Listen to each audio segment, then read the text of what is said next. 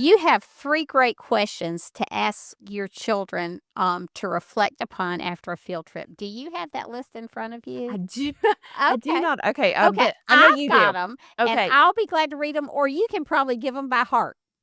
Well, I came up with this when I was putting together this workshop, and even way before this workshop. You think of like the perfect field trip, and in my eyes is you have this planning and you set it up with the background and you give all the facts and things to look for your kids. And then you would go and then you would do some kind of fun activity like afterwards to reflect and maybe more than just writing a paper, maybe a project or a diorama or something. And sometimes that's just not, especially May Elizabeth, how I can get it all together, or it just does we don't have enough time with our studies. So when I sat down and thought, when I first really started with field trips, I thought, what can we do that still is reflection and still bringing everything together, but not the "What'd you learn today?" Right, right. types of things. Mhm, mhm. Because I think that's like, especially with teenagers or anybody, or when you're tired coming home, I don't know, a lot, Or right? It's a normal Yes. response. Yeah. So yes, so I did come up with just three questions. Um, what surprised you the most today? Because I really think that gives them a type to think, oh, not what I liked most today. What surprised you the most? It, That's a great question, you know, actually, that's a really good question. And sometimes it's not always just part of what we saw. Sometimes it's like, I thought this building would be a lot bigger. Um, Right. or, you Mhm. know, it was kind of weird the way this was laid out. I thought that the dinosaurs would be here and then this and then this, different ways. And, sometimes. Um, then I asked them, what would you like to learn more about?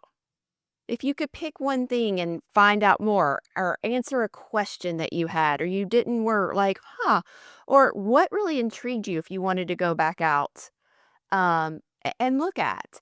And that always, I think, also encourages them that um, my boys don't have phones, but sometimes in the car, I'll hand them my phone and they'll ask a question and we'll kind of think, "Oh, well, I was wondering about this," and they'll look it up while I'm driving home, and it's just a great way to kinda, like I said, wrap it all up and, bring it back together, more than even just writing a research paper or you're trying to do it, and, it also has taught them how to use not social media, but a phone, a technology appropriately.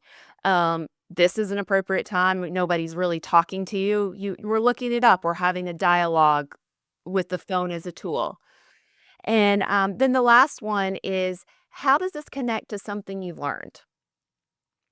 And that one's always an interesting one because sometimes, to be honest, maybe it hasn't always been in the curriculum, but we can always find a way to bring it back, whether it was something we learned in Bible, whether it's something we've learned in geography or English. We try to find a way, brainstorm of bringing it back together. Mhm, mhm.